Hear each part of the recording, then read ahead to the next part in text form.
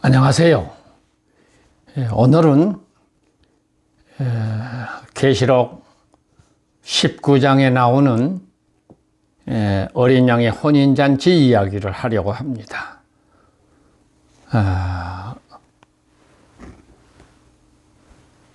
18장에서 바벨론이 무너지고 그리고 이어서 지금 이 어린 양에 대한 혼인잔치 이야기가 나오는데요. 이 말씀이 우리에게 어쩌면 21세기에 중요한 그런 키포인트가 될 수 있는 말씀입니다. 이 일 후에 내가 들으니 하늘의 허다한 무리에 큰 음성 같은 것이 있어 이르되 할렐루야 구원과 영광과 능력이 우리 하나님께 있도다. 그의 심판은 참되고 의로운지라. 음행으로 땅을 더럽게 한 큰 음녀를 심판하사 자기의 종들의 피를 그 음녀의 손에 갚으셨도다. 계시록 19장 1절로 2절까지에 있는 말씀입니다.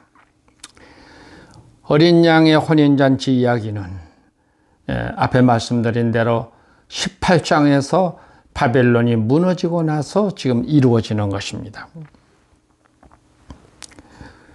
허다한 하늘의 허다한 무리와 24장로와 네 생물도 엎드려 보좌에 앉으신 하나님께 경배하고 작은 자나 큰 자나 우리 하나님께 찬송하리로다. 할렐루야.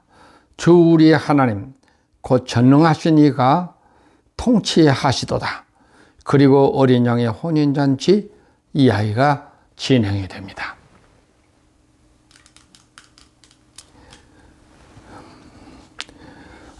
첫 번째,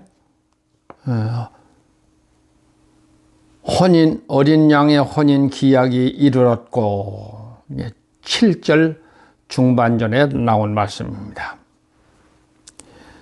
여기서 어린 양의 혼인 기약이 이르렀고 이 말씀부터 우리는 주목을 해야 됩니다.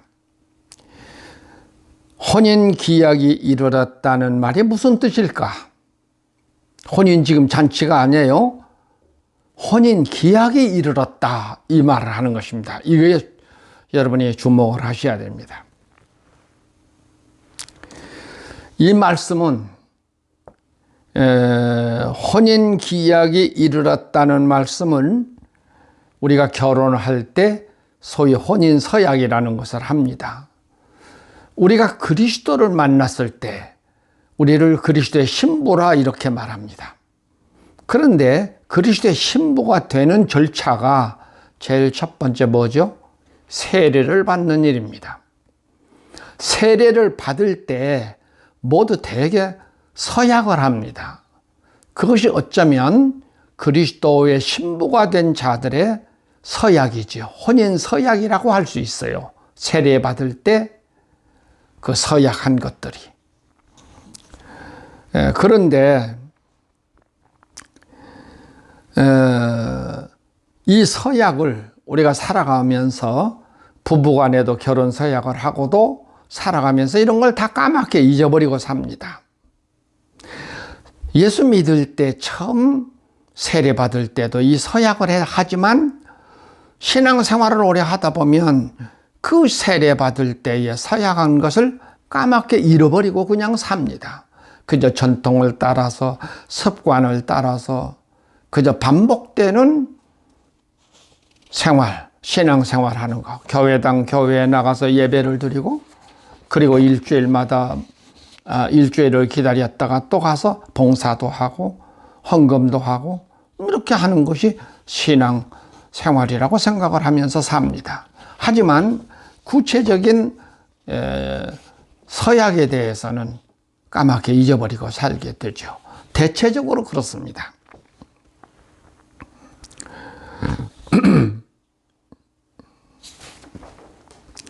여기에 주목할 것은 서약을 이행해야 되는데 서약을 이행할 때에 이르렀다. 혼인 서약을 행할 때가 이르렀다. 이 말씀을 우리가 주목을 해야 됩니다.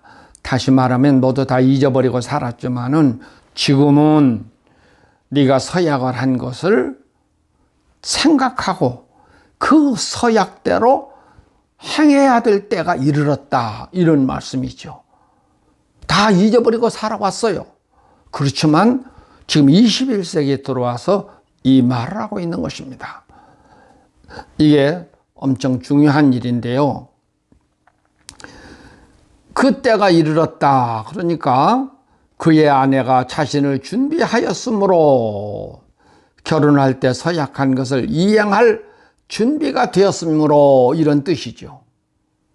서약할 때 잊어버리고 살았지만은 지금은 하나님의 그 부르심이 있을 때 지금 상황이 돌아가는 것을 볼 때 내가 서약대로 이행할 때가 이르렀다. 지금 그런 말입니다. 쉽게 설명을 하면 그런데 지금 이 본문에서 이제는 그 서약을 이행할 때가 이르렀다. 이 말 주목하세요. 현대사회는 부부로 살다가도 이혼한 경우가 요즘에는 다반사처럼 이루어집니다. 왜 그럴까? 옛적엔 전혀 모르던 사람끼리 중매해서 결혼을 해도 한평생 살아가면서 여러 자기가 생각하고 꿈꾸고 한 것과는 전혀 달라도 그것을 운명처럼 받아들여서 한평생을 살아갑니다. 그런데 현대에 와서는 이게 달라진 거예요. 결혼할 때 꿈꾼 거, 자기 욕망 이런 것이 채워지지 아니하면 그저 이혼을 하죠. 그런데 옛날에는 그런 게 별로 없었잖아요. 예? 자기가 꿈꾸고 자기가 생각했던 그런 욕망과 다 틀려버려도 그것을 극복하고 그것이 자기 운명이라고 생각하고 그것을 참고 살아가는 것입니다. 근데 현대인은 지금 이게 달라져 버렸어요. 지금 이 본문은 앞에 한판 전쟁이 지금 벌어질 것입니다. 전쟁을 벌어질 것을 앞에 놓고 지금 하늘의 병사될 자들을 지금 찾는 중에 누구를 병사될 자를? 당신의 신부된 자들을, 당신을 믿을 때 서약한 자들을 찾아서 앞으로 전쟁을 대비해야 하기 때문에 지금 그 장면에서 아내된 자가 서약을 이행하겠다고 나는 준비가 되었습니다. 내가 이 일에 헌신할 준비가 되었습니다. 병사로 나갈 준비가 되었습니다. 이런 말이죠. 그랬더니 어린 양 되신 주께서 그 고백을 듣고 그에게 빛나고 깨끗한 세마포 옷을 입도록 허락하였으니, 이 허락했다는 말은 지금 신부된 자들이 그 서약을 기억하고 돌아와서 고백을 하니까 그 말을 듣고 어린 양이 그 서약을 듣고 세마포 흰 옷을 입도록 허락을 했다. 그 말은 병사로 받아들인다. 지금 군인에 나가겠다고 지원하는 사람에게 그것을 이 국방부에서 받아들인 것처럼, 군대에서 받아들인 것처럼 지금 바로 그렇게 허락을 했다. 그런 말입니다. 그러니까 세마포 옷을 입도록 허락했다. 그런 말이죠. 하늘의 군대들이 입는 옷으로 희고 깨끗한 세마포 옷을 입고 백마를 타고 그를 따르더라. 이렇게 성경 기록이 되어 있어요. 여기 세마포 옷은 하늘의 군사들이 입는 군복입니다. 왜 군복을 입을까? 다음 절부터 시작된 전쟁을 해야 하기 때문에, 전쟁터에는 전투복을 입어야 하잖아요. 그와 같이 지금 그런 거예요. 흰 세마포 옷이라는 것이 전투복과 같은 것입니다. 지금 전쟁을 앞에 놓고 하늘의 병사들 자들이 이 전투복을 입도록 허락을 받은 것입니다. 다만 그동안의 신구약 성경을 통틀어서 보면 우리는 대개 그렇게 생각하거든요. 어떤 전쟁이 일어났을 때 하늘의 천군 천사들이 동원되어서 싸웠다 이렇게 생각을 하는데 거의 한 번도 천군 천사가 동원된 적은 없습니다. 네. 말발굽 속에는 있었고 또 혹은 강물이 피물로 보이게 해서 겁을 먹고 도망치게 만들고 또 이스라엘 백성이 출애굽해가지고 광야에 나왔을 때 이스라엘 백성 그 군대들을 하늘의 군대들이라 이렇게 표현하기도 하고 그랬습니다. 그렇지 실제로 하늘의 천군 천사가 동원된 적은 거의 없어요. 말발굽소 막 군대가 동원된 것처럼 이런 소리도 들려서 상대편 병사들이 겁을 먹고 도망쳐버리고 뭐 이런 것은 있었어도 직접 그렇게 나온 적은 별로 없었습니다. 그래서 이 본문은 하늘의 군사를 하늘의 천군 천사가 온 것이 아니고 하나님의 예수 어린 양의 신부된 자들을 불러서 하늘의 군사로 지금 삼은 장면입니다. 그래서 세마포 옷을 입도록 허락하고 이들로 하여금 백마를 타고 전쟁터에 나가도록 그렇게 한 것입니다. 그래서 이 본문은 이 내용이 몹시 중요합니다. 21세기 이것이 마지막 전쟁이거든요. 사탄의 세력과 마지막 전쟁을 하는 것이니까 상당히 신중한 일이죠.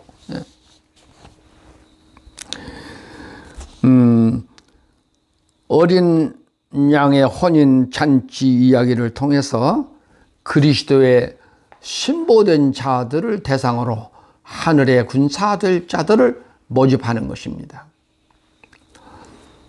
여기에 응하는 자들에게 세마포 옷을 입도록 허락했어요. 하늘의 병사들의 전투복, 지금 말씀드린 대로 이것이 첫 번째 어린 양의 혼인잔치 이야기에서 나온 것입니다. 두 번째는 백마를 탄 충신과 진실의 이야기가 있습니다. 11절이죠. 또 내가 하늘에 열린 것을 보니 보라 백말과 그것을 탄 자가 있으니 그 이름은 충신과 진실이라. 그가 공의로 심판하며 싸우더라. 그 눈은 불꽃 같고 그 머리에는 관들이 있고 또 이름 쓴 것 하나가 있으니 자기밖에 아는 자가 없고 또 그가 피 뿌린 옷을 입었는데 그 이름은 하나님의 말씀이라 칭하더라. 이 11절에 있어 13절까지 있는 말씀인데요. 이 말씀을 가지고 계시록 강의하는 분들이 대체적으로 이 장면을 예수 재림의 장면으로 설명한 분들이 많습니다. 대체적으로 그렇게 설명들을 했어요. 그런데 저는 그것을 받아들이지 않습니다. 여기에 나오는 이 장면은 어쩌면 예수 그리스도가 직접 전쟁터에 일선에 나서서 전쟁을 진두지휘한 것이 아니라는 것이죠. 근데 이 뒤에 보면 그랬거든요. 백말 탄 자가 진두지휘한 그를 따르더라. 이 흰 옷 입은 아까 세마포 옷을 입은 병사들이 그를 따르더라.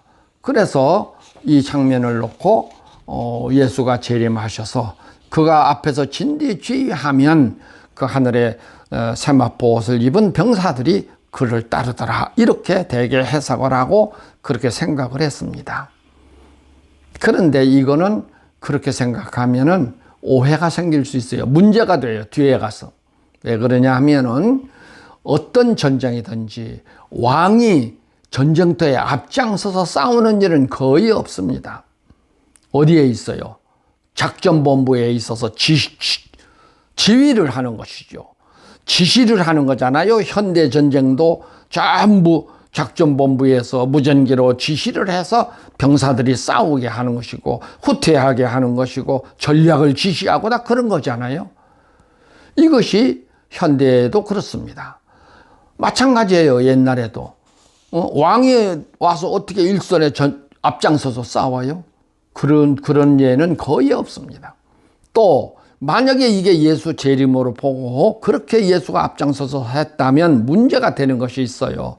어떤 것이 문제가 되냐면 제일 첫 번째가 이 전쟁은 하늘의 병사들이 이기거든요.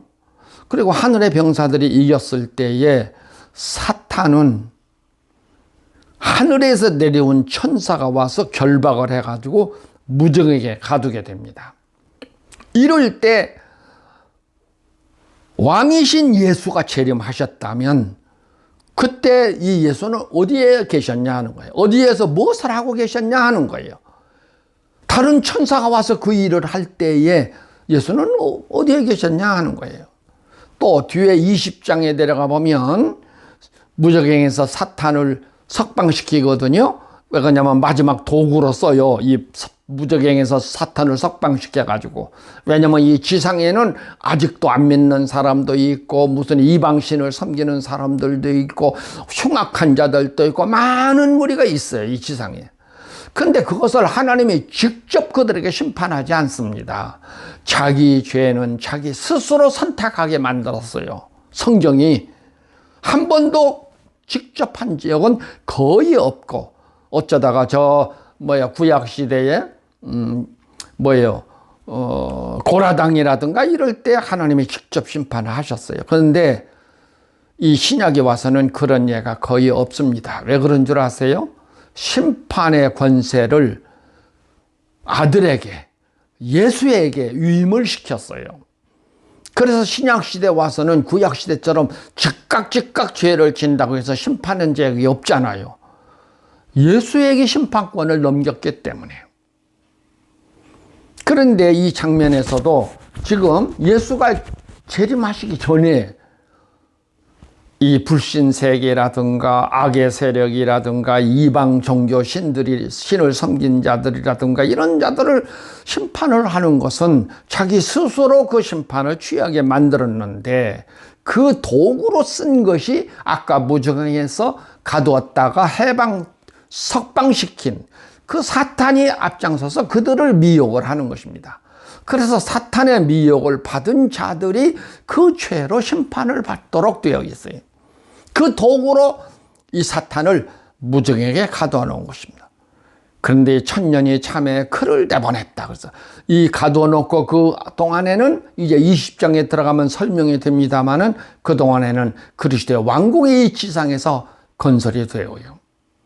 그런 동안에 기간이 차서 사탄을 석방시키고 석방시킨 그 사탄이 아까 지금 지상에 남아있는 그 정말 심판받아야 할 자들을 다 미혹을 하는 것입니다.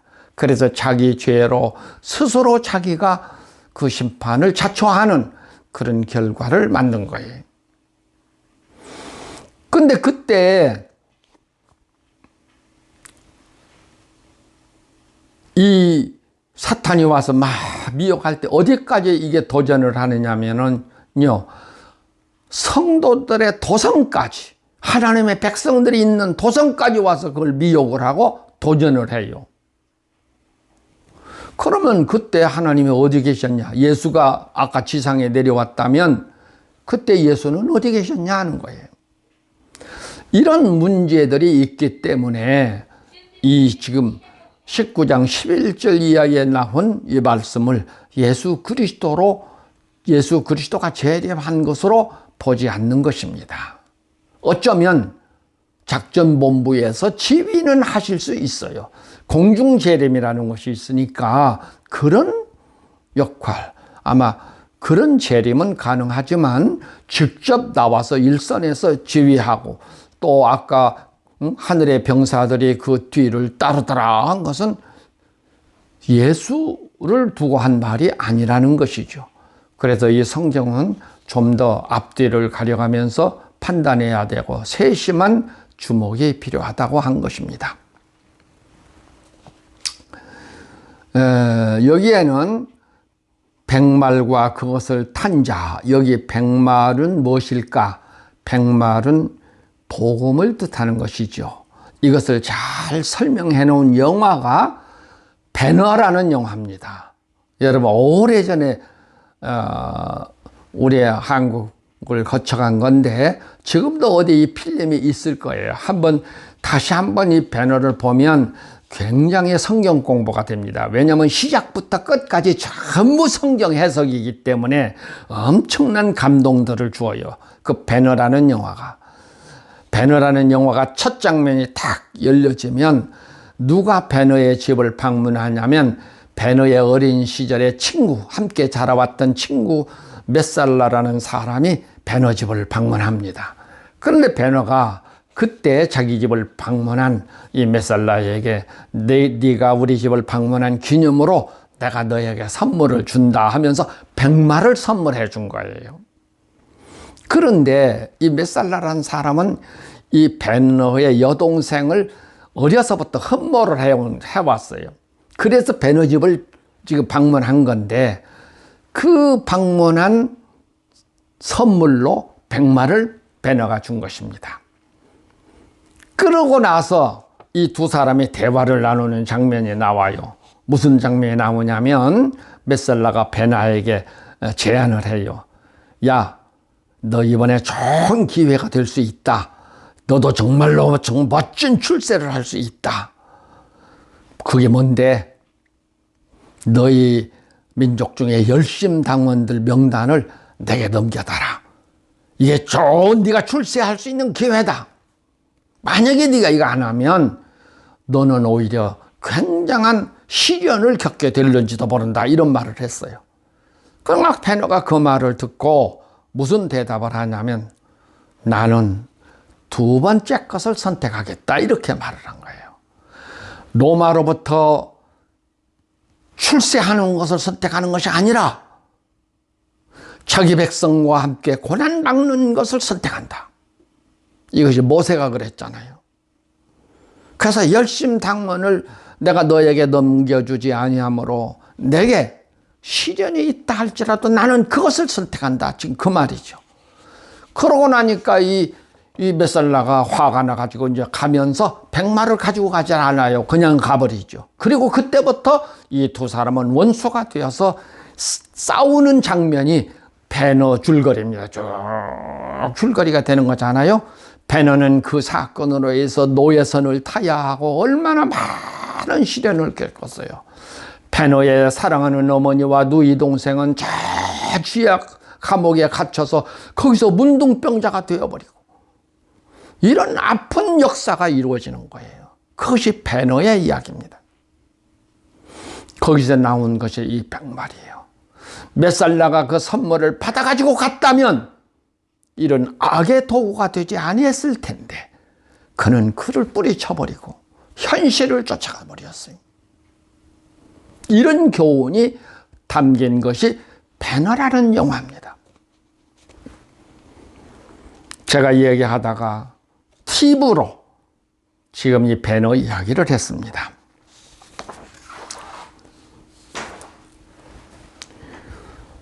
이 배너란 사람은 그 영화에서 히브리인으로 묘사가 되고 그의 친구 메살라는 로마 사람으로 묘사가 됩니다.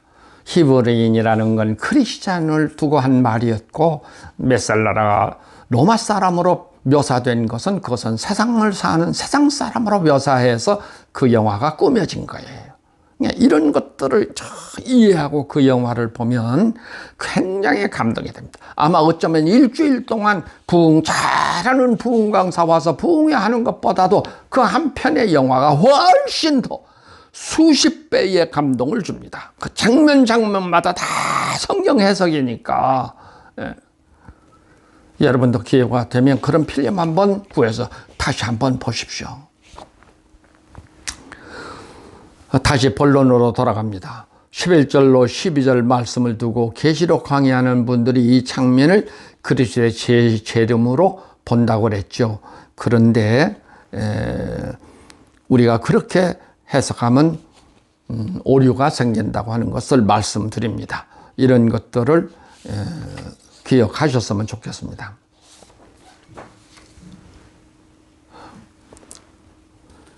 그 말씀 속에 이런 말씀이 있어요. 여기서 충신과 진실이라는 말이 나오는데 전쟁을 앞에 놓고 하늘의 병사들 자를 모집할 때 어린 양 대신 예수는 충신과 진실이 하늘 병사들의 자격 조건으로 본다는 거예요. 여기 보면 그랬거든요. 불꽃 같은 눈으로. 그러니까 불꽃 같은 눈을 가지신 분은 다시 말하면 그 앞에서 무엇을 거짓으로 숨길 수 없다. 그런 뜻이잖아요. 그런 불꽃 같은 눈을 가지고 또는 충신과 진실로, 그러니까 병사들을 모집할 때 그 충신과 진실된 자를 찾는다는 이런 뜻이죠. 왜냐면은요, 이거 받아들였다가는 정말로 많은 아픔을 겪어요. 그 대표적인 것이 누구죠? 예수가 제자들을 선택했을 때 누구예요? 실패한 것이 가룟 유다잖아요. 그 제자로 선택했어요. 얼마나 신뢰를 했으면 돈꾀를 그에게 맡겼겠어요. 그런데 그가 배신한 자였잖아요. 이런 아픔은 제가 수십 년 살아오면서 많은 젊은이들을 상대해서 훈련도 시키고 헌신도 시키고 파송도 하고 이런 일을 해오는 동안에 그 중에는 이 가룟 유다와 같은 사람도 있더라고요. 그래서 그 사람들에 의해서 너무 많은 상처를 제가 받았어요. 지금도 현재도 받고 있어요.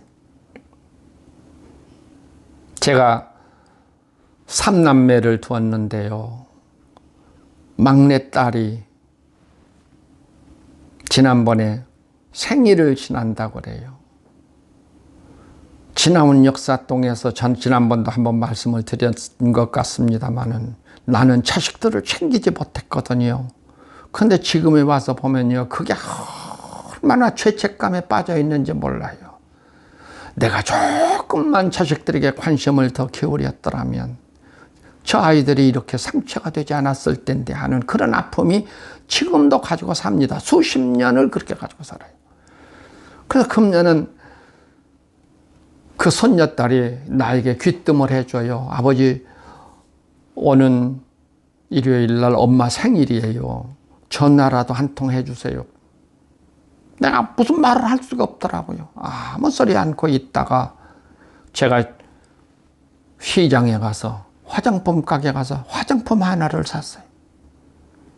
그거 포장해달라고 그래가지고 그거 하나 가지고 와서 손녀딸에게 전해서 야, 엄마에게 갖다 주어라. 할아버지가 사주는 생일 선물이라고 하면 전해주어라.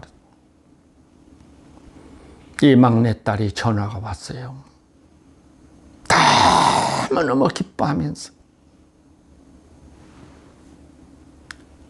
아버지에게 생일 선물 받은 것이 50년 만에 받은 거예요.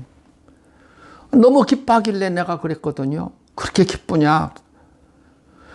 내가 50년 만에 아버지한테 생일 선물 받았는데 그게 얼마나 기뻐요. 내가 그 소리를 들으니까 가슴이 그냥 꽉 미어지면서 눈에서 눈물이 핑 돌아요. 50년 동안을 내가 정말로 모르고 살아왔구나.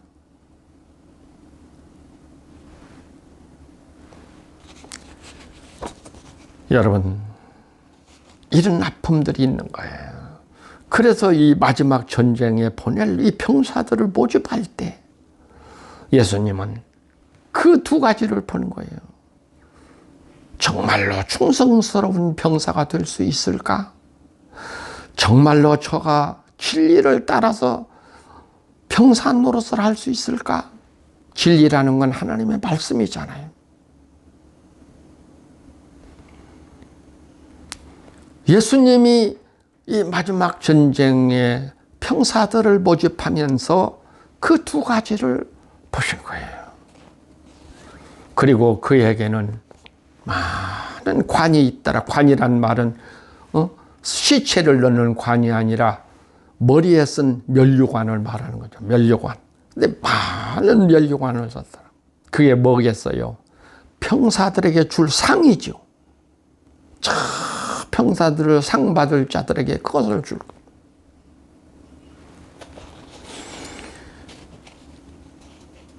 그 다음에 거기에 또 무슨 말이 나와요? 또 또 이름 쓴 것 하나가 있으니 자기밖에 아는 자가 없고란 말씀을 있는데 이것은 상 받는 자만 그것을 안다는 거예요. 상 받는 자만. 다 공개해서 주는 게 아니고 상 받는 자만 그 이름을 안다. 그 내용을 안다.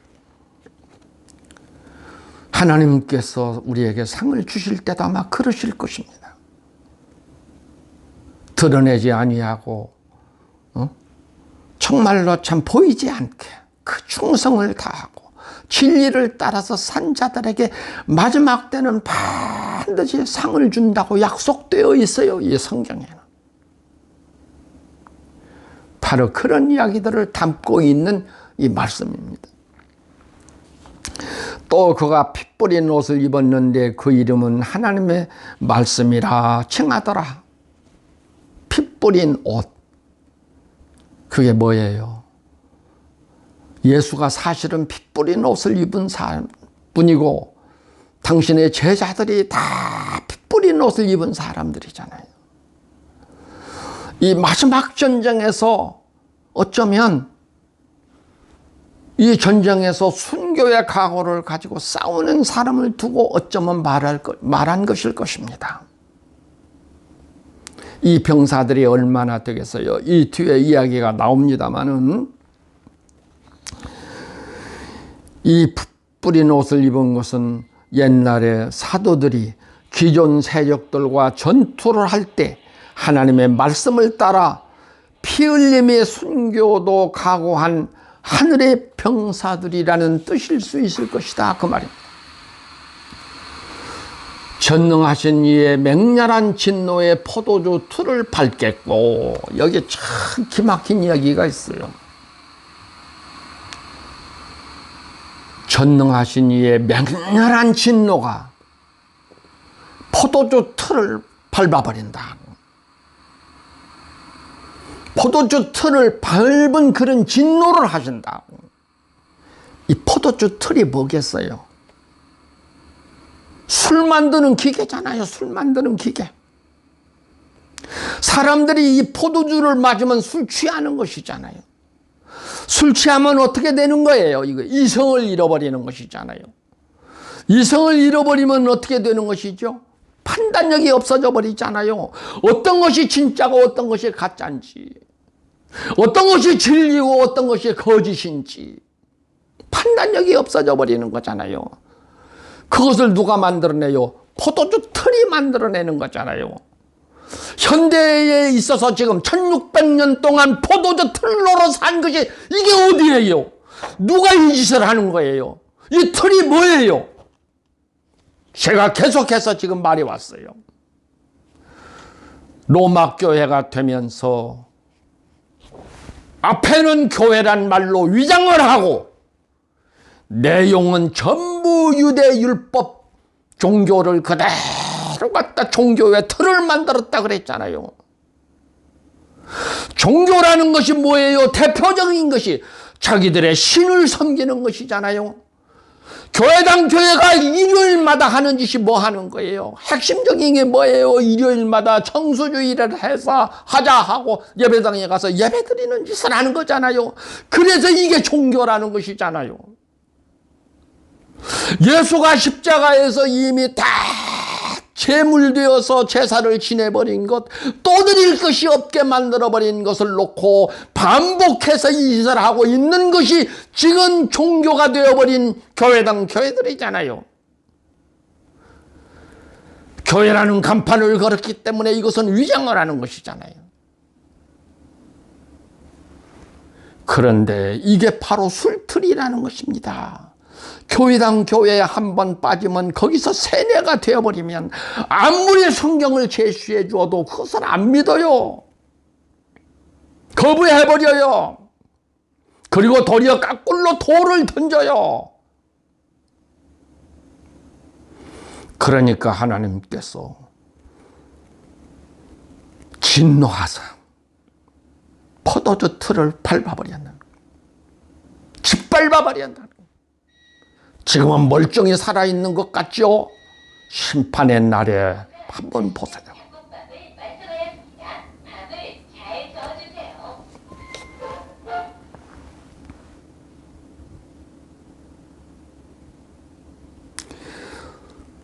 지금의 교회는 성경에 의해서 만들어진 것이 아니라니까요.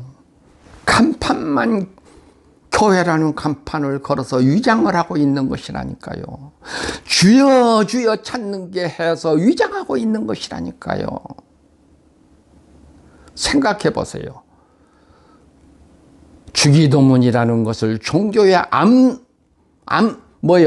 주술로 써먹는다 그랬잖아요. 주술은 어디서 쓰는 거예요? 한번 저 무당집에 가보세요. 전부 신을 향한 주술을 암기하도록 되어 있죠. 종교는 다 그래요. 어디든지 종교는 주술이 있어요. 그런데 교회가 로마 교회가 되면서 종교를 만들면서 이 주기도문이라는 것을 주술로 삼고 있잖아요. 지금도 여러분이 그거 쓰고 있지 않겠어요? 예수가 그 말한 것은 무슨 뜻이요? 에? 너희가 하나님의 나라가 임하기 위해서 기도해라. 그걸 말하는 것을 가지고 그걸 주술로 삼았다니까요. 1600년 동안 그걸 주술로 삼았지 하나님의 나라를 건설했어요? 주술로 쓰는데 그걸 나라를 건설했냐고요. 그거 하나만 보고도 거짓이라는 걸 알 수 있지 않겠어요? 그런데 포도주를 마시는 자들은 취해버리면 이성을 잃어버리고 판단력을 잃어버리기 때문에 그 종교 행위를 하면서도 그것이 진리라고 생각하는 이 기막힌 현실이 되어버렸다니까요. 왜 그래요? 이성을 잃어버리니까, 판단력이 없어서 그래버린 거예요. 성경을 보면서도 여러분 큐티라는 거 매번 하면서도 어디가 그거 단 하나라도 성경대로 사는 사람이 있어요? 무슨 의미가 있어요 그게? 오히려 주님은 말합니다. 너희가 몰랐을 때에는 허물하지 않지만 이제는 너희가 핑계댈 수가 없다. 심판의 날은 눈앞에 와 있는 것입니다. 명심하셔야 돼요.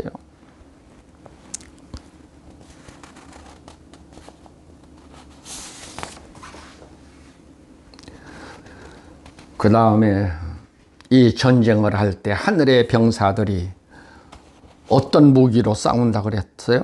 이 성경에? 이 강의가 끝난 다음에 계시록 19장을 읽어보세요. 입에서 나온 검으로 싸운다 그랬어요. 입에서 나온 검이 뭐죠? 여러분 다 알죠? 뭐죠? 하나님의 말씀으로 싸우는 거잖아요. 예수님과 예수님의 제자들은 갈릴리 어부들 몇 사람, 세리야 한 사람, 부녀자들 몇 명, 그것이 예수의 병사들이었어요. 근데 그들이 누구하고 싸웠어요? 유대교 사람들하고 싸웠잖아요. 유대교 사람들은 전통이 400년 동안이나 내려온 전통을 가진 사람입니다. 바리새인들, 사두개인들, 산헤드린 공회 의원들, 제사장들, 그뿐이에요. 부자들, 장사들, 또 로마 군인들, 로마 정치권 인사들, 어마어마한 세력이 그 유대교를 지원했잖아요. 그때 나사렛의 예수와 갈릴리 어부들 몇 사람 비교가 됩니까? 그러니까 그냥 비참하게 다 순교들을 당하고 그 비참한 삶들을 살았잖아요. 그런데 여러분 결과는 어떻게 되었어요? 누가 승리를 했어요? 유대교 사람들이 승리했습니까? 갈릴리 어부 몇 사람들이 승리했습니까? 하늘의 병사된 자들이 승리해서 우리도 예수를 믿는 사람이 된 거 아니에요? 모르겠어요? 지금 그와 같은 전쟁을 21세기에 다시 지금 하고 있는 것입니다. 그래서 지금 이 어린 양의 신부된 자들 중에서 병사될 자들을 찾는 거잖아요. 그리고 그들이 전쟁터에 갈 때에 바로 세마포 옷을 입고 입에서 나온 검으로 싸우는 거잖아요. 입에서 나온 검, 말씀으로 싸운 거예요. 그런데 상대편 병사들은 누구예요? 전부? 예?